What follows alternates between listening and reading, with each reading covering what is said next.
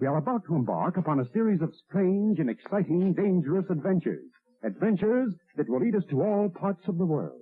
Hello and welcome to another Bad Comic Review. This time we are looking at Detective Comics 966. This is Chapter 2 of A Lonely Place of Living, written by James Tynion IV, Eddy Barrows on pencils, Eber Ferreira inks, Adriano Lucas colors, Sal Cipriano did the letters. Cover was by Barrows, Ferreira, and Lucas. There is some variant covers, but I don't have those, so I don't care about them. We get a little bit of glimpse at future Batman as he reminisces about the tragedies that are going on around him, and we get some foreshadowing of what's to come before he is abducted and absconded through time. Then we jump to the present where future Batman and Tim Drake, Robin, are fighting Doomsday of all creatures, and they're not doing that great. Thankfully, future Batman has a little distraction to get Doomsday out of their hair for a bit, and they end up getting back to modern Gotham where future Batman is of course time displaced, and we get a reference to Connor. Now, if you don't know, Connor Kent is not in the Rebirth universe. So this is another incident of characters that used to exist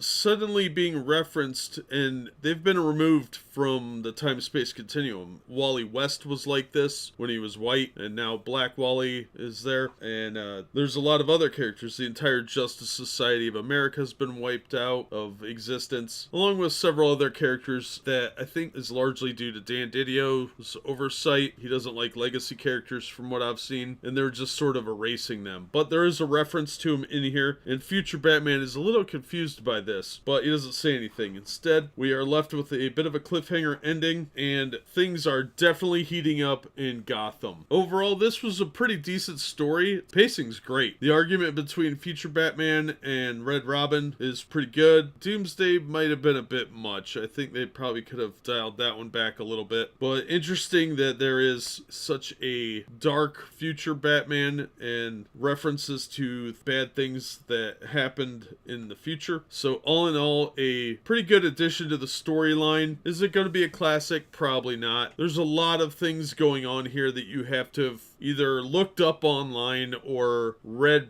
a lot of previous issues to get, and I think that really kind of hurts it. Plus, it's very soap opera-y, and this does feel like just another installment, but it is better than the previous few issues actually, and I thought it was a fun issue. Is it something you're going to want to pay a lot of money for? No, but if you find it for $1 or $2, you're not going to feel cheated. You probably will want to get the rest of the storyline, because this one definitely does not fill you in a whole lot, but it is a good jumping on point overall. So I would say if you're going to pick up a random issue of Detective Comics, you could do a lot worse than this one. So I would recommend it. I thought the art was okay. I'm not a huge fan of this artist. There's some scenes that are really badly drawn, and it's mostly involving mouths. Like, take some anatomy classes, you guys. Come on. But worth checking out. So if you find it in a discount bin, pick it up. If you can find it for $1 or $2, yeah, definitely check it out. But that's just my take. As always, thank you so much for listening and supporting the channel. If you enjoyed the video, give it a thumbs up and subscribe so you don't miss future reviews. If you want to help the channel in other ways, links are in the description and on the About page, and we hope to see you on the next one.